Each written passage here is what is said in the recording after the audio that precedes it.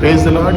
परमेश्वर का धन्यवाद करते हैं, एक और दिन परमेश्वर ने हम सबको दिया है। और जबकि इस समय 40 दिन के रोज़े के दिन चल रहे हैं, बहुत से लोग इस दिन में मीट नहीं खाते, बहुत से लोग इस दिन में और कोई ऐसा काम नहीं करते जो रोज़ करते हैं। पर परमेश्वर के वचन में एक बहुत अच्छी बात लिखी हुई है। शैम्बेल जो बालक था, उसकी माँ उसको भवन में, परमेश्वर के भवन में छोड़ के गई, और लिखा हुआ है दिया अभी तक बुझा नहीं था, और जो अल्टर होता था, जो वाचा का संदूक होता था, वहाँ पर शैम्बेल बालक सो रहा था। और उस बालक से परमेश्वर ने बात की और कहा, हे शैम्बेल, हे शैम्बेल।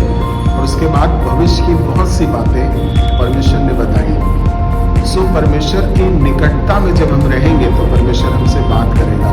जब इस 40 दिन के रोज़े में हम लोग चल रहे हैं तो बहुत सी संसारिक चीज़ों को हम छोड़ देते हैं, पर कई बार हमारी देह पूरी तरह से समर्पित नहीं होती है।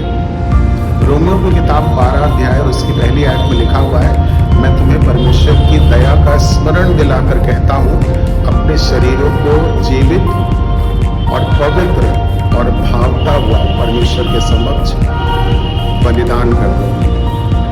यही तुम्हारी आत्मिक सेवा है।